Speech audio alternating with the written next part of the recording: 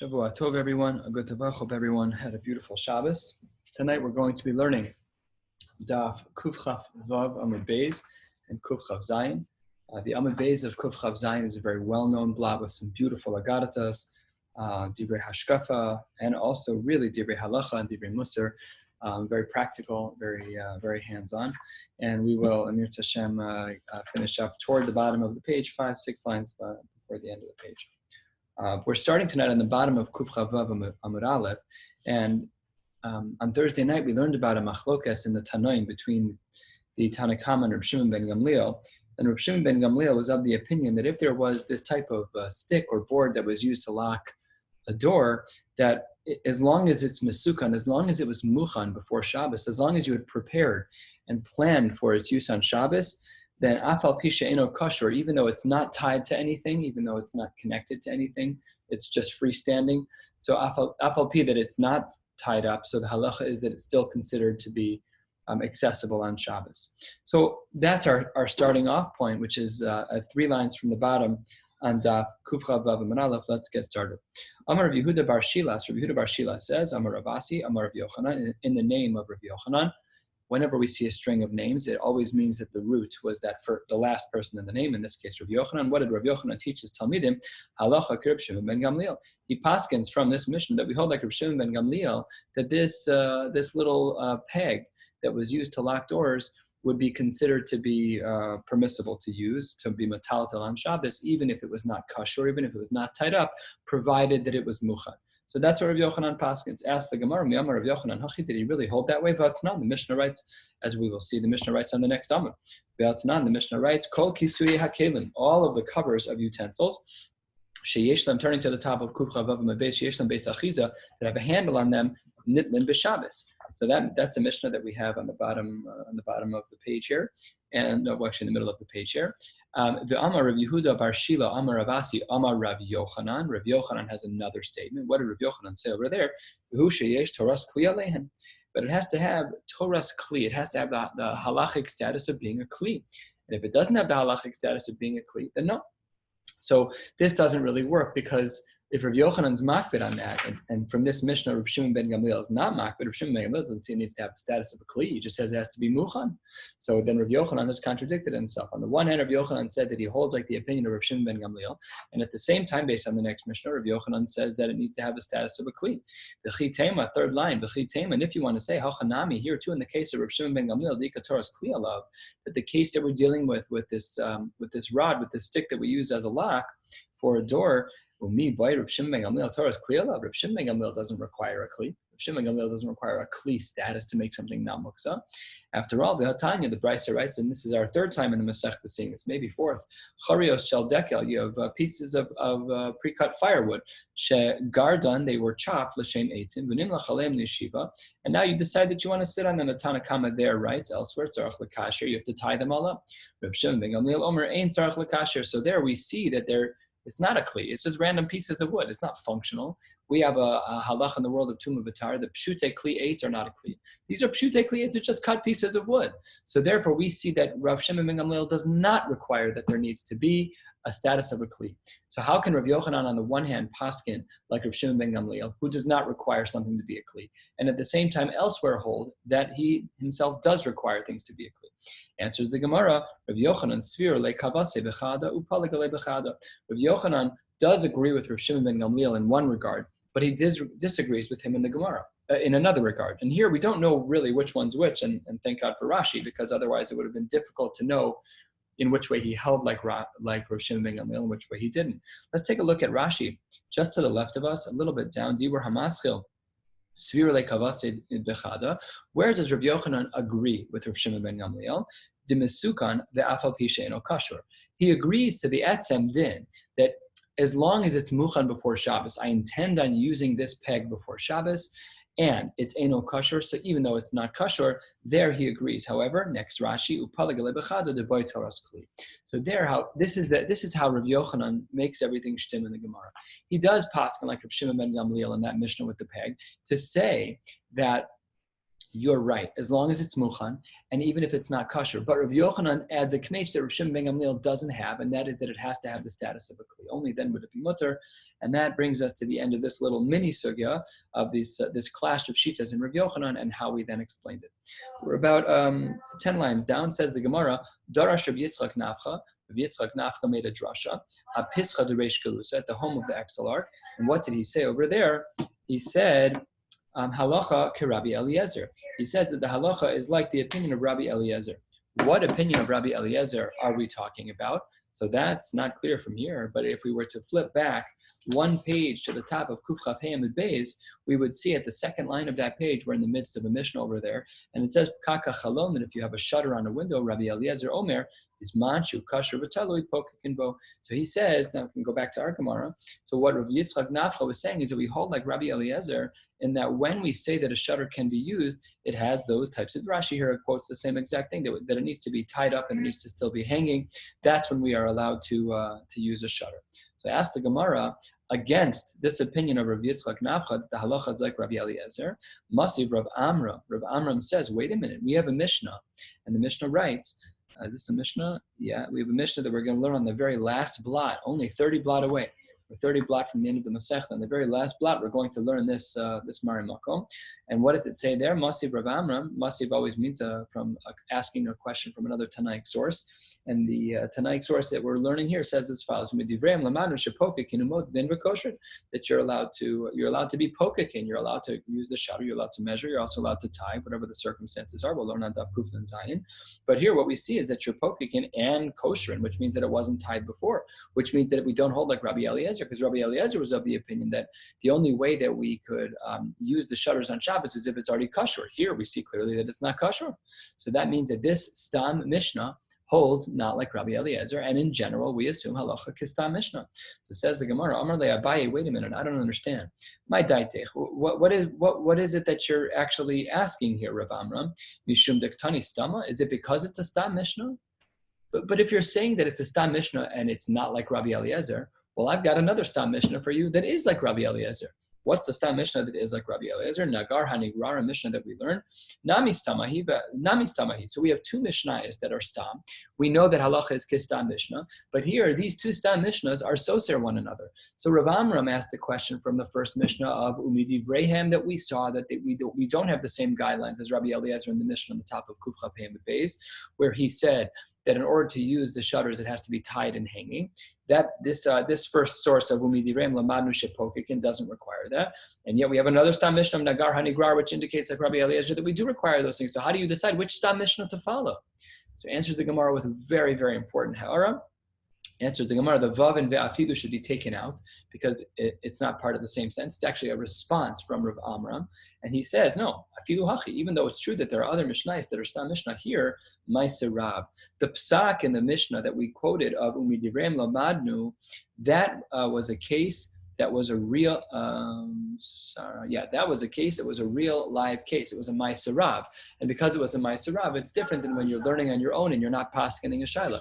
You could learn a sugya in Shas and come up with conclusion X, but maybe a posek will add in a tseiruf, they'll add in a kula, they'll add in a chumrah that you're not aware of. So that's why to be a posek is very, very difficult. You have to be able to apply halachos to real life. It's not so simple. Just yesterday this happened. A family was begging to have 10 people at a bris. So I reached out to a number of Rabbanim, and I was told that against the Shulchan Aruch that you're not allowed to have a minyan at a bris right now. That's just the way things are. So they agreed. They followed suit, and they told their whole family that they're not coming. They had planned the whole suda, everything canceled the night before the bris.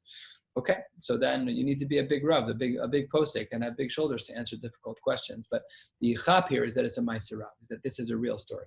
Let's continue with the next mission. About 1/3 of the way down in Kuf Chaf Amud Beis. Let's continue. Kisui hakelim sheish ben beis achiza. If you have a cover of a utensil that has a handle, nitzlin b'Shabbos, that is allowed to be carried on Shabbos. Amar of Yosi, when does this apply? B'medbar mamurim, that we say that if it has a handle, that it should be carried. That's b'kisui karkos. That's if you have a hole in the ground and then you just laid a cover on it. Let's say you had a hole in the ground that was to a well. It's not a movable kli; it's a hole in the ground, but you have a cover on it to make sure that it. Ledugma, let's say you have a cover that goes over a pool. So that kli, if it has a handle, bekisui karkos, aval bekisui akelim, when it comes to the covers of a pot, like ones in our kitchen that are portable, ben kach, whether or not it has a handle, nitlan b'Shabbos. Namely, Rabbi Yossi is qualifying the sheet of the Tanna Kama to say as follows: if it's kisui karkos, if it's a cover that's covering something that's built into the ground, so then we make the distinction that if it has a handle, it's nitlan b'Shabbos and can be moved. If it doesn't have a handle, it cannot. Mashe'en kein adds Rabbi Yossi that if in fact it's a portable kli, like one in which we might make noodles, so there we would say that even if there's no handle, it would be nitlan b'Shabbos. End of the Mishnah. Continue, opens the Gemara. Amar Rabbi Yehuda bar Shila, Amar Rav Asi, Amar Rabbi Yochanan. Remember the Rabbi Yochanan we saw 10 lines ago? The Rabbi Yochanan who says that we're talking about when there's a status of a kli. That's this Rabbi Yochanan right here. As the Gemara had said earlier, Hu sheyesh Torah's kli alein. He says that the only time you can ever have something that's nitlan b'Shabbos is if it has Torah's kli. And that's what got him into trouble with his initial statement earlier, which we ended up clearing up. But this is the actual Mari Makom of that other source of Rabbi Yochanan, that when do we say that what we say in our Mishnah, that's only true where there's Torah's Kli Alein. And here's how we break up our Mishnah properly. Tikule Alma, everyone agrees, Kisui Karkos, that if you have a cover on something that's built into the ground, Im Yeshlan Beis Achiza in, lo, that if it has a handle on it, then you can move it around, and if not, not. However, kisui hakelim afal gav de'inlam beis achiza. But if there is a kisui hakelim, it's the cover to the noodle pot. Everyone agrees. Ben kach, whether or not there is a beis achiza, whether or not there is a handle, it's nitlan b'Shabbos, no problem. Ki pligi. So remember, there's no machlokas in those two cases. Everyone agrees in regards to the case of kisui karkos and kisui kelim. Everyone agrees to those cases. Where might there be a machlokas between Rav Yossi and the Tanna Kama? Not clear from our Mishnah. Where might there be a machlokas? Ki pligi b'kelim dechabrinhu be'ara. Let's say you have an external kli and then you build it into the ground. Maybe the pool example that I gave would be a good example as an afkamina between them. So there we say, because it's not really karka'inhu, it's not really ground, it's also not really portable anymore, so which way would we go? Would we say marsavar gazrina, would we say it's like the karka'is, where we'd make the distinction between having a handle and not having a handle? Or would we say marsavar lo gazrina, that there is no distinction, and we would say that it's just like a regular pot, and either way, whether or not there's a handle, it's nitlan b'Shabbos. That's approach number one. Lishnachrina, 3 lines before the end of the parak. Lishnachrina, another approach that we could take is ki pligi. Where's the machlokas between Tanna Kama and Rav Yossi? That's bekisui tanur, the covering of an oven. An oven is something that's above ground, but it's usually fixed into the ground in one way or another. It's not quite built into the ground. A similar type of response as the first answer. Mar medamila the kisui karka. According to one shita, we make it similar to the kisui karka, and we would therefore make the distinction to say that if there's a handle, then it's nitlan b'Shabbos, it can be moved, but if there is no handle, it cannot. Umar medamila the kisui kelim. Some say no, the cover of an oven is similar to that of a regular pot, and therefore ben kach, whether or not there is a handle, we would then assume that it can be moved. On Shabbos, Baruch Hashem, we finished another parak kol hakelim, hadron alach, kol hakelim, hadron alach, kol hakelim, hadron alach, kol hakelim, yihiratzon. We should get back to this very, very blot in 7.5 years. Let's open the next parak, parak mefanin. This parak has some practical applications, as we will soon see. Let's jump right in. Mefanin, one is allowed to move around afilu arba b'chamesh kupos, even 4 or 5 different things, shel teven, b'shel tfua. You're allowed to move over teven and tfua, these hay and grains, mipnei ha'orchem, umipnei bittul beis hamedrash. You're allowed to move them around for guests, or in order to prevent bittul Torah. Aval lo es ha'otzar. This line's a little difficult to understand. We'll see in machlokas in the Gemara what it means aval lo es ha'otzar. But seemingly at first blush from the Gemara, we are allowed to move things for the sake of orchim and for the sake of bittul beis hamedrash. Just a very important Rashi here to give us some scope here. Rashi here says, the first Rashi on the new parak, Mefanin, 2 lines before the widest lines, Rashi says, if you need the space where these bales of hay are currently sitting, lahoshiv sham orchim, to sit some guests there, lahaseh b'suda, to have a meeting there, talmidim l'drasha, or to set up a base medrash. And here's the language of Rashi that's key. V'lo chayshinan l'tircha d'Shabbos. So we're not really talking about regular moksa here, seemingly according to Rashi. What Rashi's talking about is that we're not concerned about tircha de Shabbos, about exerting yourself too much on Shabbos. Okay, an important Rashi to help frame things out in our Mishnah. Continues the Mishnah, 4th line of the Mishnah. What is it that we are allowed to move? Can we move everything that's in the warehouse? Anything you want? Are there any parameters at all? So answers the Mishnah, absolutely, there are definitely some parameters. Baruch atah Adonai Eloheinu melech haolam she'akol nihye b'dvarav. Says the Mishnah, what are you allowed to move for the sake of Orchim and for the sake of a Beis HaMedrash on Shabbos? Mefan and Truma Tahora, you can move Truma, which is Tahor. Udmai. Dmai is food that you got from an Am Haaretz. We're a little bit besafek about the status of whether or not the Meiser was taken off. Umaiser Rishon Shinit LaTrumaso. The first tithes from which Truma was taken, Meiser Sheni Behektish Niftu, Meiser Sheni, and something which was consecrated to the Beis HaMikdash, which was transferred over to a coin. Tormus, certain Tormus Hayabe, certain kinds of legumes, beans, because some animals do eat it. Aval loas hatevel, you cannot move tevel, that which we know is untithed. That's for sure not allowed to be moved on Shabbos. So if you have your first tithe, but from it was not yet taken truma, that cannot be moved. You also cannot take meiser sheni and something you consecrated to the Beis HaMikdash without it having been niftu. This loof was a food that was inedible when it was raw. So if you had like a whole bale of this, you're not allowed to move it because it has zero purpose on Shabbos, or a classical muksa. You also can't move, not chardal as we know chardal is mustard, but the actual seeds themselves. A full mustard seed is inedible. I mean, I guess it's inedible. I've never tried one. When we eat mustard, even in the ground form, it's totally ground up into a powder. I've ground mustard in my cabinet. It's totally powdery, like you'd see any other spice in the cabinet. But I assume the same thing would be true of black pepper in whole kernels. It's just inedible, so therefore it would be muksa. Rav Shimon ben Gamliel matir beluf. That food which never can be eaten raw, he does allow for that actually because ravens do eat it. They're very strong beaks. They're able to break through and eat the food. Chavile kash, if you have these bales of straw, the chavile eitzim and of wood, the chavile zeradim and of reeds, if you set them aside before Shabbos as food for a behema, then metaltal l'nosan, then you are in fact allowed to move them on Shabbos. However, v'im lavein metaltal l'nosan, you're not going to be allowed to. So it seems to be from this sheet of Rabbi Shimon ben Gamliel that he is similar to like we saw on the previous page. He's kind of focused on the idea of making sure that things are prepped for Shabbos, that they're muchan. And here we're seeing a little bit more of that as well. Opens the Gemara with a practical question. You said in the opening of our Mishnah that you're allowed to move 4 or 5 kupos. Which one? 4 or 5? And ask the Gemara the obvious question. Hashta chamesh mefanin arba miboya. If you're going to write 5, why did you bother writing 4? 5 is obviously inclusive of 4. Or as we say in the learning language, bichlal masayman, it's obviously included. If you can move 5, then I don't need your permission to move 4. So why does the Mishnah say that? And answers the Gemara with extremely practical halachic implications. And that is, Omar Rav Chizda, arba mei chamesh. You can only move 80%. You cannot move 100% of stuff to clear for orchim or to clear for a Beis HaMedrash. It has to be a maximum of 4 out of 5, 80%.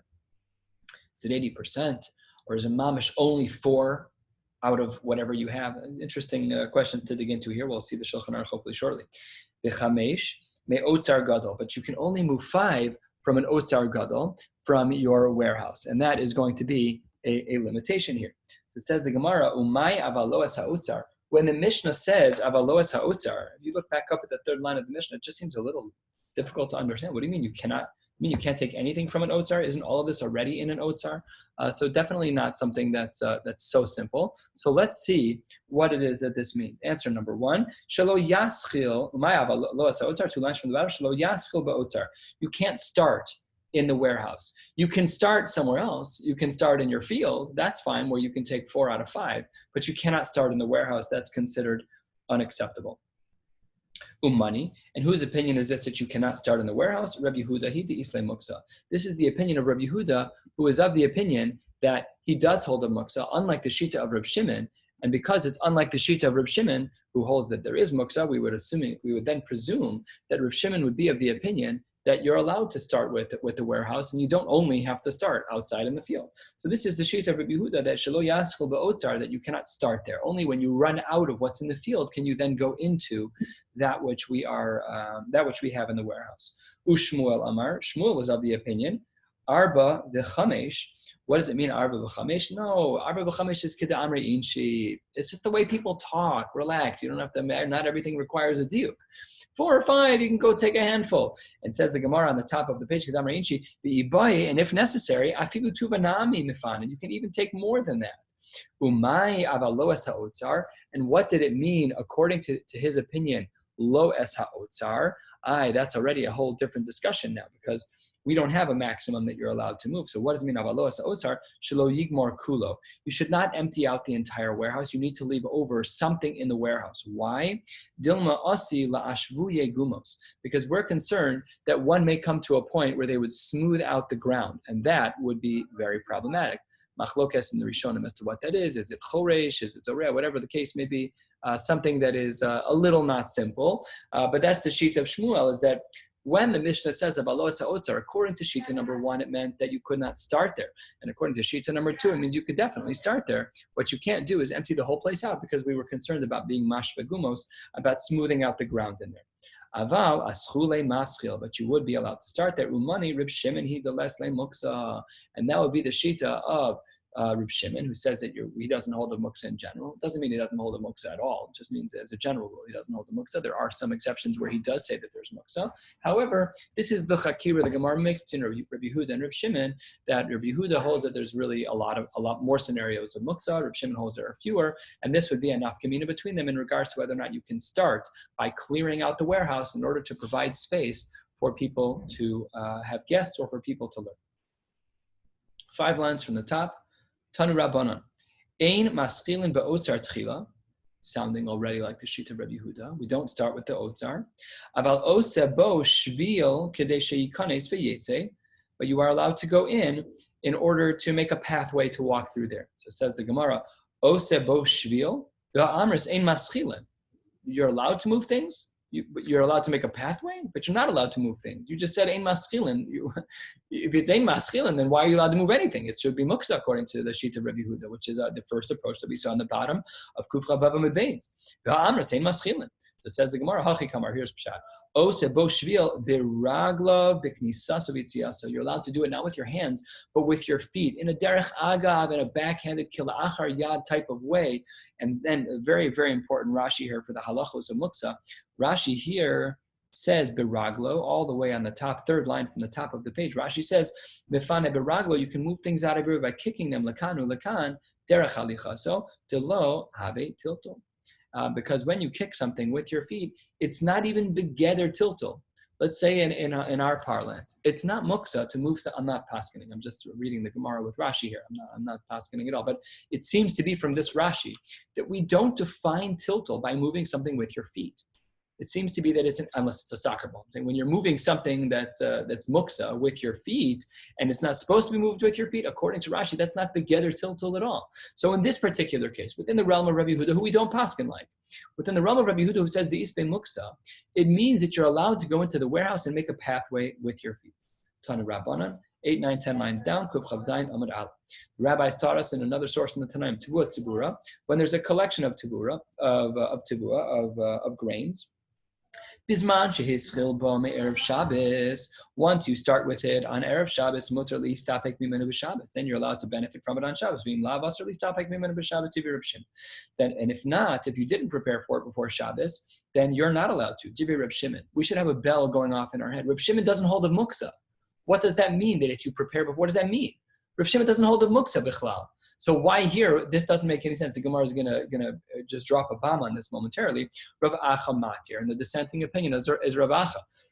Says the Gemara, klape laya. Klape laya is a phrase in the Gemara that says, "What in the world are you talking about?" Take a look at Rashi, 8 lines down, 7 lines down. Dibur hamaskil klape laya. Can I get hechan pone hadavar? In which direction is this even pointing? Hazeh amor lehefech. It should be the opposite of Shimon matir muksa b'chol makom v'kanhu machmir. If Rav Shimon's going to say in general that there's muksa, that there's no muksa, then why here is he being so strict? It sounds like he got the shitas backwards. Answers the Gemara, you're right. Ela ema, after the first shita, don't say divrei Rav Shimon. Ela ema divrei Rav Acha v'Rav Shimon matir. Oh, now we're back in our comfort zone. Now we know that Rav Shimon, who's the one who's always matir muksa, is also matir here. It's l'shitaso, it's the taimei, and Rav Shimon, his general shita has not been broken. Beautiful. We are approximately 1/3 of the way down. Tana, kama shir tvua tzibura. How much is the shir when we talk about this collection of food that's being collected before Shabbos, upon which we had this misquote of the sheet of Rav Shimon and Rav Acha? How much? When is it in the category of tzibura, where we even enter the shaila according to Rav Acha of whether or not there's enough to generate this question? The answer is a lesech. Rashi, Dibur Hamaskal, Lesech, there's two of them, about 12 lines down. Look at the second Dibur Hamaskal of Lesech. Chatzi Kur, who tesvav sa'in. It's 15 sa, imagine a mikvah of 40 sa. It's approximately between a half and a third, a little bit less than that. Okay, that's the shear. And in fact, a couple of generations later, this is important historically, wherever possible, I like to interject these things because it really paints a picture of how our Masorah was passed down. Now, this previous quote was, it said, remember the language was Tana, it was taught in the times of the Tanaim. Now look at the next line. Abaye was a 4th century Amora. This was hundreds of years later. And what was the question that was raised? Shir tvua tvura bekama. The Talmud asks the Rebbe, how much is it? So look at the language that he says back to him. Abaye says, Amrle, Hare Amru, we already learned this. Get stark on your Torah Tanaim. You're not holding. You need to know every source in the Tanaim. If you're going to be a Talmud Chacham, you need to hold on to that. Amru, we already learned this. Shir Tvua Tzibura Lesech. It's that shir of 15. It's that shir of 15 sa.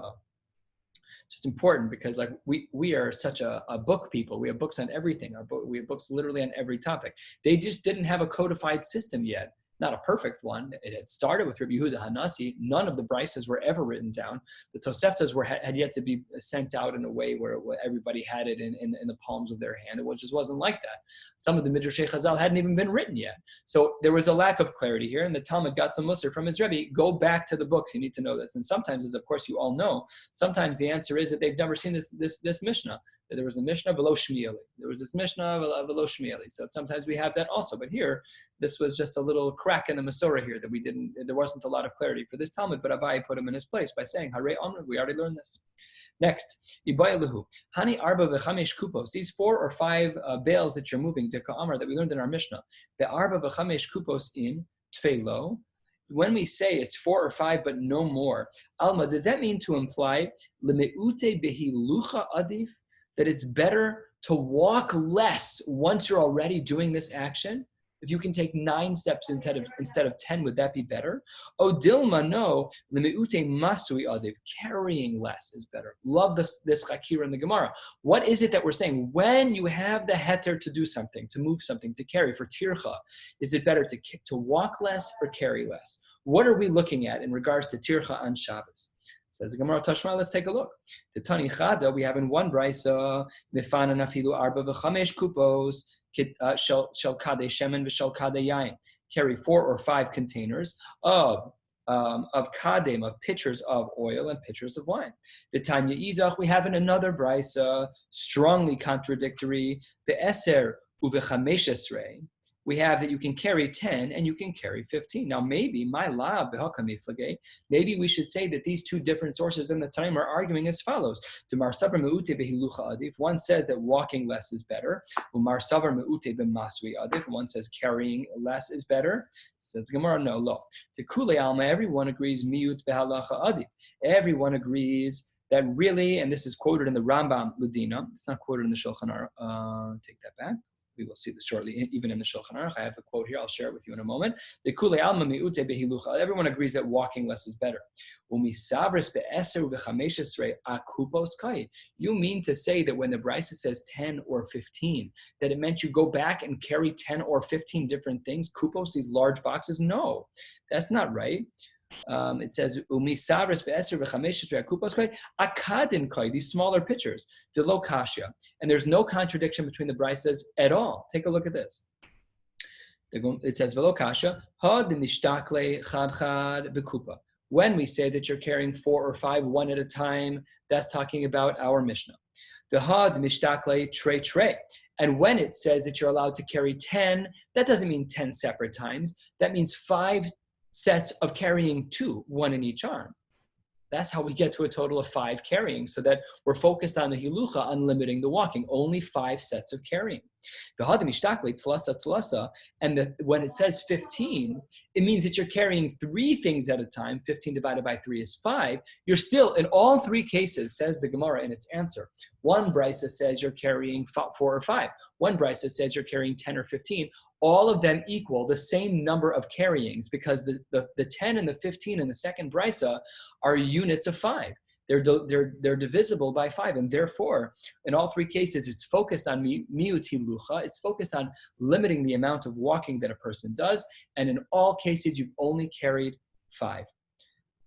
Says the Gemara, uchedikure de harpina. We're talking about these smaller jugs where they're just tiny. They're relatively easy to carry, where you can carry 2 at a time or 3 at a time, depending on what you're carrying.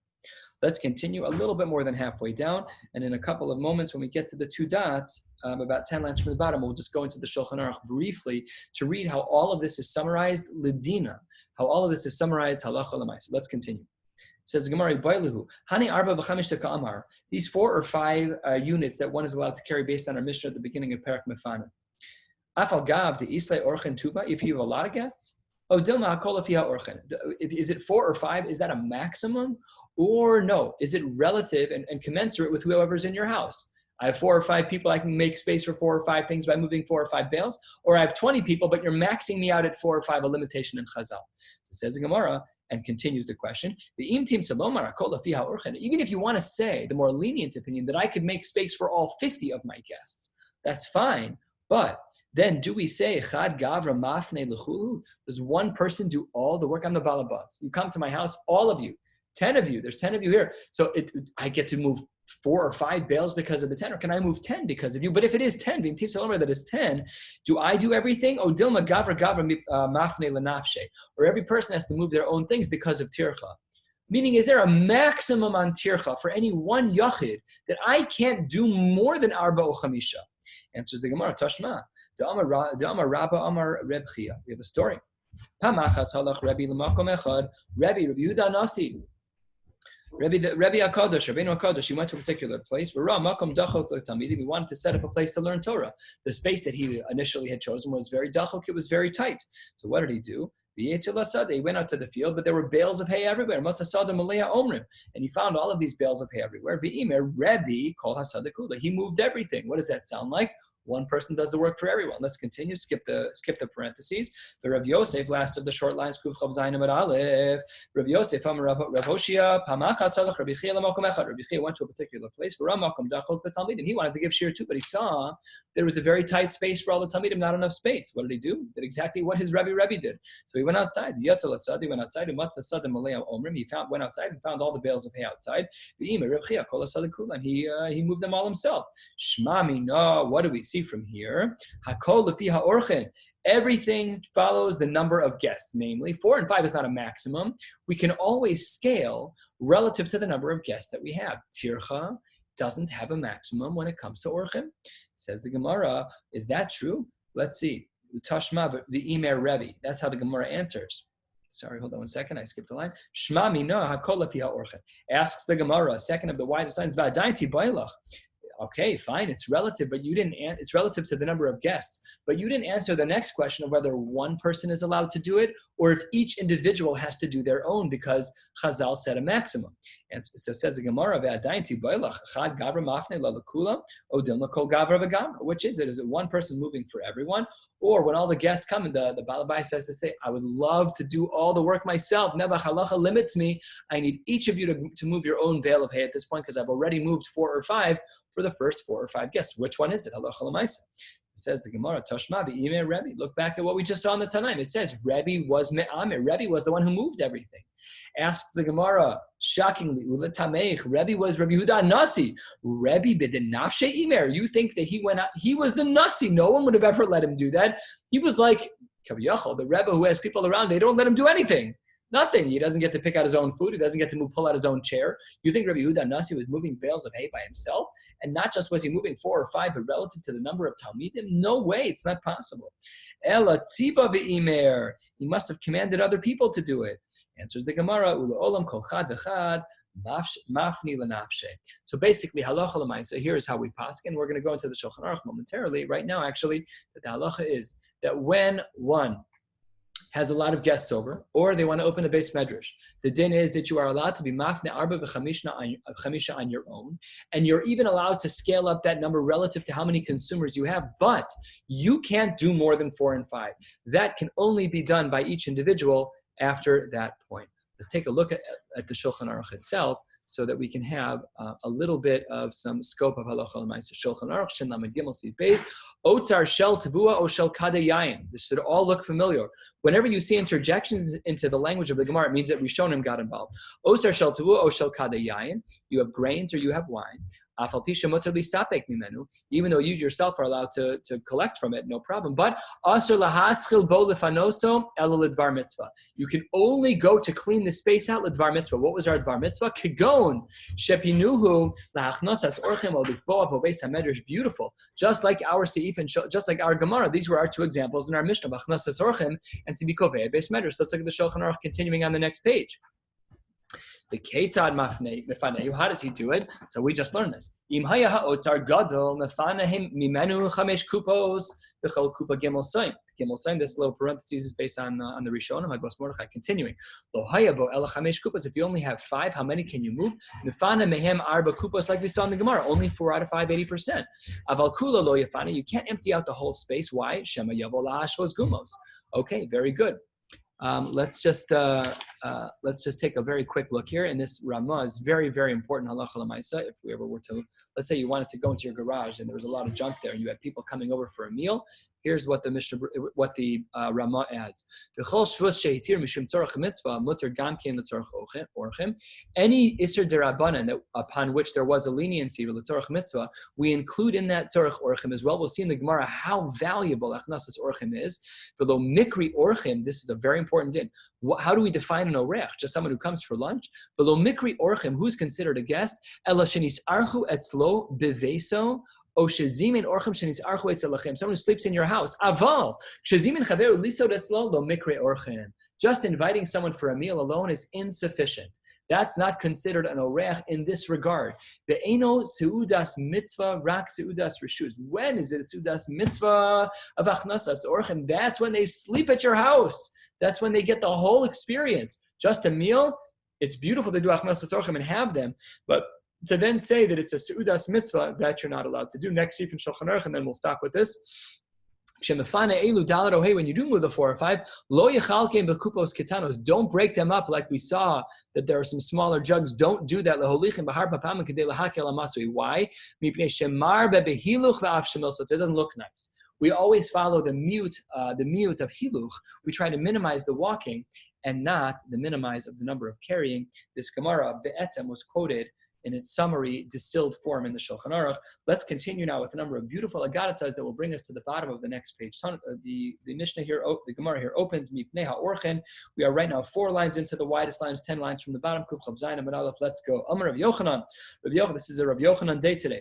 Gedola ha'achnasas orchem ki hashkamas beis hamedrash. Diktani mipnei ha'orchem mipnei bittul beis hamedrash. Rav Yochanan looks at our Mishnah and says, look at the equivalence. When are you allowed to move the bales of hay? 2 cases, Achnasas Orchem and Talmud Torah. So Rabbi Yochanan says, clearly, Rabbi Yehuda Nasi was mashva those 2 things of Achnasas Orchem, with the addition of the Ramah, inviting people to sleep at your house, live there for a bit, and Talmud Torah. Those 2 things are considered equivalent. The Rav Dimi min ha'arda, he takes it a step further. Amar, no, Yoser, the hachnasas orchem is greater mehashkamas beis hamedrash. Tiktani first, mipnei ha'orchem ve'hadar mipnei bittul beis hamedrash. Wow, the power of hachnasas orchem, the mitzvah of hachnasas orchem is seemingly, according to Rav Dimi min ha'arda, is greater than the mitzvah of bittul beis hamedrash, of making sure that people have a place to learn. Remarkable idea. What happened to a Talmud Torah Keneged Kulam? Very powerful idea. Amar Yehuda Marav, Gedola Achnasas Orchem mehakbalas b'nei hashchina. These are famous ideas, some made famous by Rashi ala Torah, that it's even greater than Kabbalas Hashchina Achnasas Orchem. How so? D'chsiv Vayomer Hashem, that this is Avram talking. Imna matzei sichem beinecha al nas avor me'al avdecha.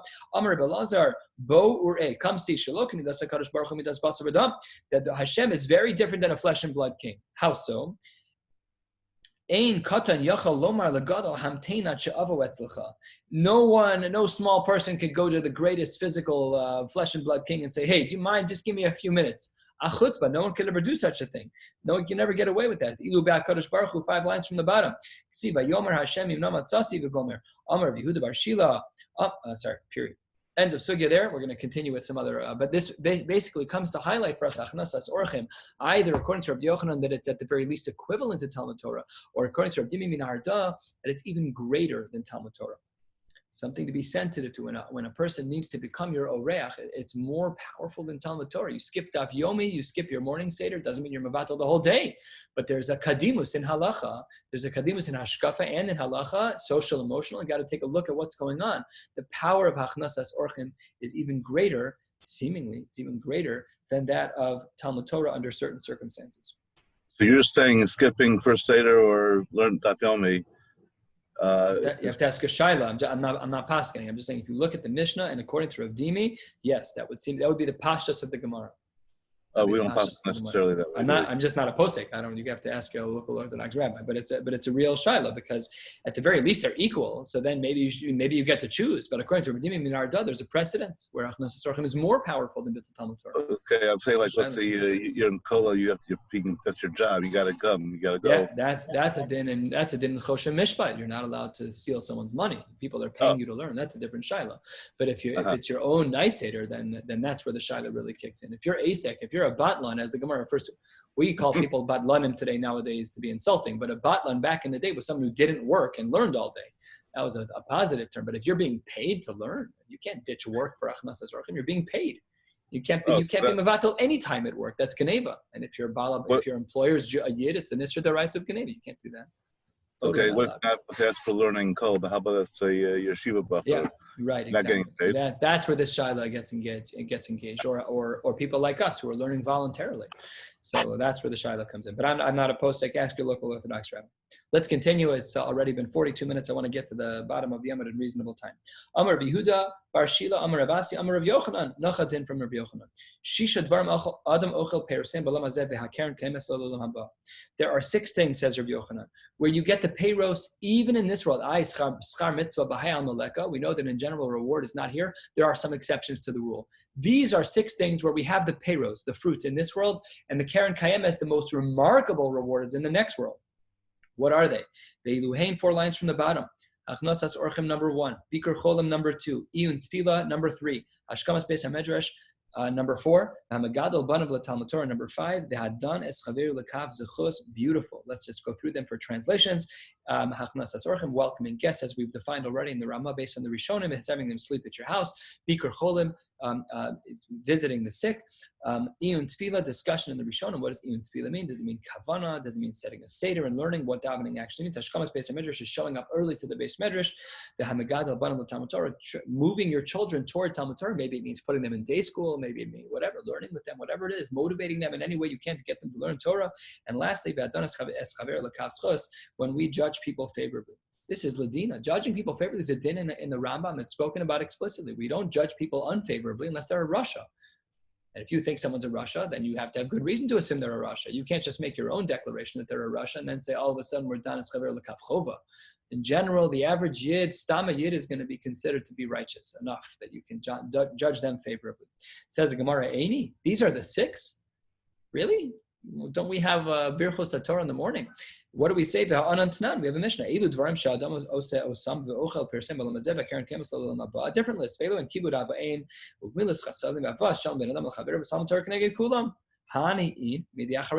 These are the ones that apply, but they're different than the first 6. Turning to the top of Kuf Chav Zayin and Beis, answers the Gemara, Hani Nami, skipping the parentheses, Hani Nami Behani Shaychi. And Rashi here will explain what this means, that these 4 are taka included in the other 6. They're not contradictory. Sources in the Tanaim, they are correlating. Take a look at a beautiful Rashi. Rashi, top of the page, Hachi Garsin and Hani Nami Bahani Shaychi. What does this mean? Haknosas orchim uvikor cholim, hainu gmilus chasadim. Beautiful. Haknosas orchim and Bikur Cholim are part of the Gmilus Chasadim. So 2 from the first brisa are part of 1 in the second brisa. The iyun tefillah hainu b'chlal gmilus chasadim. Well, what does that mean? Iyun tefillah is part of gmilus chasadim because when a person is being mechavein in their tefillos, they are more likely. When a person is focused on their learning, you are doing chesed for yourself. You're helping yourself. You're helping your family. You're helping the people that you daven for. We don't daven in an exclusively narcissistic way. The Chachamim put together davening in the plural. We do daven for ourselves, but as we will soon learn in Shas at some point, we daven for others first primarily. So that's why this is part of Gemilas Chasam, V'chsiv Gomel Nafsho Ish Chesed. Hashkamas Beis HaMidrash V'gidol Banim L'Salmud Torah, Hainu Talmud Torah. Very good. So we have another. They're all included in one in the larger categories of the second category. Danas chaver lekaf zichus bechlal havas shalom demitoch shumachrio l'schus ve'omer lo chatali bezos anus haya o l'tova niskavein yesh shalom beineihem. Beautiful. Okay, so that's how the 6 are included in the 4. Tanu Rabbanan, the second line, a beautiful, well-known story, and we'll learn 3 stories and then a couple of short gemaras, and then we'll cap out for the evening. Tanu Rabbanan hadan chaver lekav zechus danen oso l'schus. If we are looking for a schus, people like segulas. You want a segula to be judged favorably? No problem. Here it is. Don't judge people unfavorably. Everyone who judges someone lekav zechus danen oso lekav zechus u'maisa be'adam echad. There's a story that happened with a particular person. Sheyarad mi Galil ha'elyon, who came down from the upper location in the Galil. The Niskar, he was hired out. Etzel balabais echad b'daram. He was working for someone in the southern parts of Eretz Yisrael. Shalosh shanim, 3-year contract. Erev Yom HaKippurim, at the end of his 3rd year, Amar lo, he said to the balabas, Teim li schari ve'elech ve'ezonis ishti ubanai. Please give me my wages so I can go feed my family, my wife and my sons. Amar lo, the balabais said, I'm so sorry. I want to pay you. But ein li mos, I have no money left. Amar lo, the employee said, Teim li peiros, at the least give me some fruits, give me something. Amar lo ein li, I have nothing. He says, okay, Teim li karka, just give me rights to land, I can sell it and make some cash on the deal. Ein li, I don't have any. Teim li behema, give me some animals, he said. Ein li, I have nothing. Teim li kar muksasos, give me some pillows and some blankets, some clothes, give me something. Ein li. Frustrated. He threw his clothing, whatever he had with him, he threw them over his shoulder. He went home a little bit downtrodden. After Sukkot, remember this was Erev Yom Kippur, a couple of weeks later after Sukkot. He brought his wages, he managed to recollect some funds. He brought his wages. The imo, and then on top of that, masui gimel chamorim. He brought 3 donkeys worth of that were laden with items. Echad, one of them was shel maichal with food. Ve'echad shel nishta, one with drinks. Ve'echad shel nini megadim, another one with wonderful foods. The halach lo lebeso, and he walked all the way from the south to the north to the Galil Elyon. Achar she'achlu v'shaso. After the balabais and his employee ate, nasan lo scharo, he handed him over his money. Gave him his salary, his wages. Let's call it $1,000. Amar lo b'shah amris li tein li schari. When you said to me, give me my wages, ve'amarti, and I responded, ein li ma'os, and I said that there isn't any money. V'machashadtani, what did you assume about me? What, were you suspicious of me? Amarti, no. The balabais, the employee said, no, I wasn't suspicious at all. Amarti, shema prakmatya bezol. Maybe you got a great deal. Maybe something was selling underpriced. Prakmatya, your wares, you were able to buy them bezol. You had a great deal on the market. When you see a good deal on the market, you jump on it. That's how the whole world of eBay works. You buy something cheap, you sell it for slightly more expensive. I assumed you invested your money in that. Okay. These damnalach, that you had that opportunity. V'lakachta behen. And that you took the opportunity. Okay, fine. Uvishasha amartali, when you said li teim li behema, when you said, okay, if you don't have money, could you at least give me animals? The amarti, and I responded, ein li behema b'machas shatani. What did you think about me then? Halfway down, kufchav zayin base. Amarti, I didn't think anything negative of you. Shema luskeres biyad acherim. I thought that you rented out your animals to other people. Okay, b'shasha amartali teim li karka b'amarti locha ein li karka. When you asked for land and I said I don't have any, b'machas shatani. What did you assume about me?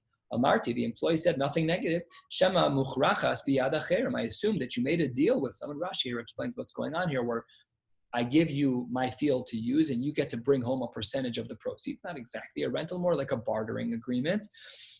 What about the next case? When I said to you, ainli peros, when you asked about fruits, and I said I don't have any, what were you then assuming? Amarti shema einan meusaros. I thought maybe that they were not tithed yet. It was tevel, and you couldn't give me tevel. What am I going to do with tevel? I can't eat tevel. Okay. When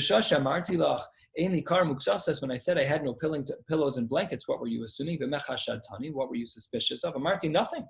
I assumed that you just dedicated everything you owned to the Beis Hamikdash, to HaKadosh Baruch Hu. I just assumed that everything was all your money was all tied up. Omar lay 2 lines from the bottom. Ha'avoda, a language of neder.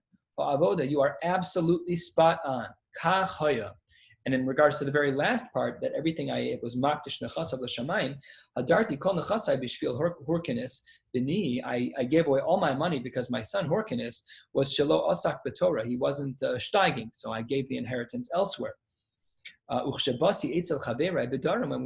lived in the south. He said, when I went to my chevra in the south, to my rabbeim, to my friends, he tiruli kol nedarai, they made me undo, or I undid all of my nedarim, and then I freed up some of my cash. The ata, and you, keshem shedantani l'schus, just like you judge me favorably, hamakom yadino schal l'schus, Hashem should also judge you favorably. And Rabbi Akiva was Rabbi Akiva. That's the Rishonim point out to who this was. This was the whole story was about Rabbi Akiva. Beautiful story about him. Next story, Tanu Rabbanon, a story that's found in the sources in the Tanoim, in Avos, really. Oh, Avos Reb Nasa. Yeah, that makes more sense. Not in Pirkei Avos. Ma'aseh v'chased echad shepada riva achas. A riva is a na'ara, Rashi points out, a young girl. There was a case of pidyon shivuyim, and this person managed to save a girl's life. He was pod shivuyim. He gave money and he saved this young girl. Bas Yisrael. Tanarba ma'aseh v'chased echad shepada riva achas Bas Yisrael. Ulamalon, and they stayed in a hotel. He was with his talmidim. He shkiva tachas margalosav. She slept at the foot of his bed. Lemachar, the next day, Yorad v'tabal, he went to the mikvah the next day, the shana, and he gave shir, the talmidim, to his students. The Amar lahem, this doesn't look right? The way that things look, you have to be careful about the way things look. The way that things look are not so good. You go to the mikvah the day after with a girl sleeping at the foot of your bed, it doesn't look very good. So he said, V'amar lahem, ula talmidav, the Shana Latalmid, we taught his students. V'amar lahem, 4th line of the middle width lines. V'shashe hishkavtia tachas margalosai, when she slept at the foot of my bed. V'machashadtuni, what did you think about me? Amarnu, the Talmidim said back, Shema yesh banu talmid she'eno baduk l'Rebbe. Maybe you didn't trust us. Maybe you thought that there was one of us who wasn't baduk l'Rebbe, who wasn't in good standing with Rebbe. What did you think about the fact that I went to the mikvah the next day? This is code word. Did you think that there was Tashmish Amita Rahman al-Atzlan? He wasn't married to this girl. She was a Nara. She was a single girl. So it says the Gemara, Amarnu Shema mipnei Torah chaderach irakeri. The Rebbe, we thought that sometimes when a person has a very strenuous travel, it's not uncommon to see keri, to have a seminal emission, to have a mikra laila. So that's what we thought happened. It says the Amar Lahem, you are all absolutely correct. My Talmidim ha'avoda, the same language, a language of Shvua, type of language of Shvua. Kach haya ve'atem kishem shedantuni l'kavsos hamakom yadin eschem l'kavsachos. So too you should be judged favorably, just like you judge me favorably. Ten Rabbanan, another story. Pamachas hutzrach davar echad l'talmidei chachamim eitzal matrunisa achas shekol gdolei romi mitzuyin esla. There was a particular woman, and a politician of sorts. She was a noble woman. And she was someone who was able to help with particular issues, but she also was involved in seemingly some type of prostitution. And all the Gdolei Romi would go there. In addition to politics, they'd also be involved in the inappropriate. So, but they had to go there. Something needed to be solved. So Amru, mi yelech, who's going to go talk to the matronisa, to this woman who both is a politician and at the same time is a zona. Amar lahem Rabbi Yeshua, I got it. Ani elech. And here's how the story goes. Halach Rabbi Yehoshua v'talmidav. Rabbi Yeshua went with his students. Kevan she'higia lepesach besa, when they got close to the door of her house, cholat tfilav b'richuk arba amos. He took off his tefillin outside of 4 amos from her house. If anyone recalls from what we learned earlier, the last example that we saw of this, of removing your tefillin outside of Dalet Amos, was near a bathroom. Okay, let's continue. The nichnas, he went inside. The no'al hadelas bifnein, and he locked the door. What about Hilchos Yichud? Okay. Achar sheyatza, after he got out, yorad v'taval, he went to the mikvah. Again, sometimes the facts on the ground don't look very good. Doesn't mean we have the Perush Rashi, but sometimes the facts on the ground don't look good. So then he went to the mikvah, yorad v'taval v'shana l'talmidim, and he gave shir. The Amar Lahem, he said to the Talmidim, 2 lines before the widest lines. V'shashe chalasti tefillin v'machashadetuni. When I took off my tefillin, what were you thinking? Amarnu pashut kasavur Rebbe lo yikantu divrei kedusha b'makom tuma. This is not a holy place. She's not an appropriate woman. She's not a Bas Yisrael. She's not Yisrael at all. She's certainly not a Bas Yisrael. And we just thought that you were walking into a Malkum Zima. So why would you wear your tefillin? Of course you're going to take it off. When I locked the door, what is it that you thought was, what would you suspect me for? Amar knew nothing. Last of the short lines, Shema, Davar Malchus Yesh Bein Olav. You have to speak about something governmental, something official. Okay. When I left and went to the mikveh afterwards, what were you thinking? Amarnu, first of the longest line, Shema nitzat sinura mipia. Maybe some saliva exited her mouth and she was tmeya, and it landed al the godav shel Rebbe, and it got on your clothes. Amar lehem ha'avoda. Perfectly got it. You nailed every detail. Kachaya ve'atem kishem shedantuni lezchus hamakom yadin eschem lezchus. Just a brief discussion in regards to Hilchos Yichud. The poskim write that Yichud can be an Isser D'Oraisa in regards to a goy under certain circumstances, the Choretz and Isser D'Rabbanan. But the poskim discuss what is the shear for Hilchos Yichud. How long is a person allowed to be in Yichud? So let's say in my house we have a babysitter. She watches my little kid. Am I allowed to come home in the middle of the day and be in the home for 1 minute, just me and her? Is that allowed? So first of all, I have cameras in my house, so that doesn't really make a difference. But if I didn't have cameras in my house, so then there's a shear of yichud. I believe it's 9 minutes. The shear of yichud is based on how long it takes to disrobe, to be mishamish mitasa, and then to also get dressed again. So the poskim discussed this. So l'chora, what was happening here was less than that shear, and we avoided some of the challenges therein of hilchos yichud. So Steinberg Pascal, even in an elevator, even 1 or 2 seconds is yichud. So that there are some extreme shitas like that, because we live in a generation, and the halachos of yichud are not normally the case when a person is a paritz. There are a few scenarios. If a person is a paritz, then hilchos yichud is asr, like you're saying.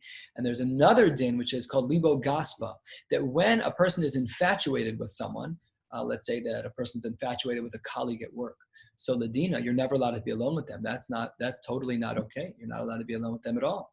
So I heard this in the name of Rabbi. First, the poskim speak about this. I think Rabbi Ephraim Friedman Shlita wrote about this in his Sefer in Hilchos Yichud, that anyone who you work with regularly, you see them daily, regularly in the office, they have an inherent din of libo gaspa, that your heart is connected to them in some way. It doesn't mean you've done anything wrong. It's a construct in halacha, and we need to be extremely careful with those people. So anyone who works in an office with another person, if there's a very small office and it's you and let's say 5 other people, but one of them is female, and then one day it's just you and that one person, you need to come up with a system that solves that problem. Put in a Nest camera that someone has access. There needs to be some Yirah Shamayim. You need to circumvent the challenge of Hilchos Yichud, because like you're pointing out, Rabbi, there are some scenarios. First of all, with Darenu Ata, a lot of people are prutzim. A lot of people don't have rules and gedarim, and the fact that there's a ring doesn't necessarily stop people. So we live in a generation of a lot of people being prutzim, and if we work with someone, then forget about the prutzim part. Even if they're not a part, it's libo gaspas. We have to be very conscientious and careful about these ideas. I just want to finish up because it's late. So let's just learn 1 or 2 more short gemaras, and then we will stop. Second of the widest lines, Mifan and Truma Tahora. You're allowed to move Truma, that's Tahora. Thank you very much. It's Tahora, of course. Pshita, why would I not be allowed to move it? Lo Tzricha answers the Gemara, why did you have to teach me a din about Mipnei Truma Tahora? It's Tahora, of course I can move it. Answers the Gemara, the Mancha Biyad Yisrael. It's in the warehouse of Yisrael. Yisrael can't eat Truma. A Zar can't have Truma. Only a Kohen and his wife and even his animals and children can have it. But a Yisrael can. Ma'u Detema, you might have thought, came into Lochazile, because he himself can't eat it, aser. You might have thought that you're not allowed to move it, you'd be to be mefana, the 4 or 5, you'd be mefana, kamash malam, given the chazil kohen shapir dami. Last gemara for the night, udemai. We know demai is, of course, something that was given by an ha'aret, and it has a status of suffix on it. Halo chazilay, there's nothing you can do with it, you can't eat it. So why is it that you're allowed to move it? Why is it included in our mission in the category of Demai? You're allowed to move it? It's in the same category as Truma Tahora. Why are you allowed to move the Demai? Demai is usher to eat. Answers the Gemara,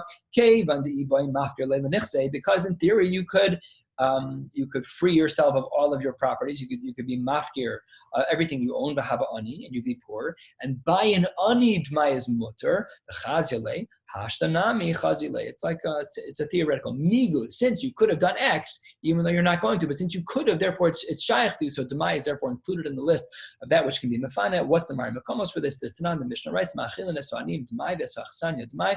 You can feed poor people, as we just discussed. That's the Mari Makom. That's what the Mishnah says. Poor people demai, and achsanya, people who are guests, they can also eat demai. V'amar Rav Huna Tanawi. Rav Huna, who's an Amora, quotes from the Tanaim. What does it say in the Tanaim? Beis Shammai Omer Mein Ma'achilin Esanim Demai V'Esachsanya Demai. You're not allowed to feed them. And Beis Hillel, like we always paskin like this. What does Beis Hillel say? Omer Ma'achilin Esanim Demai V'Esachsanya Demai. You can feed poor people Demai and Achsanya, and because poor people would paskin like Beis Hillel, therefore, because poor people are allowed to eat Demai, therefore, Demai was included in the side of things in our Mishnah that we are allowed to be in the Mefane Arba O Chamish, 4 or 5 of those at a maximum. Okay, wishing you all a beautiful night. Shavua Tova, good tavach. Just fair warning, we're going to be moving into the Beis Medrash this week at some point. I hope as soon as tomorrow. I have to speak to Rabbi Robinson about some of the logistics. I will be making sure that everybody knows. For those of you who are immunocompromised, who are not able to make it, we will still be doing the same exact Zoom link, just a little bit of a different background. Other than that, looking forward to seeing all of you in person. The basic construct will be that all of you have to wear masks and sit in a socially distant form. I will not be wearing a mask because taxing enough without a mask, but no one can sit within you don't want to sit close to me anyways. I spit when I give shir. But you'll sit distant enough in such a way where everyone can be safe. And wishing you all a beautiful night, a good tabach. What time?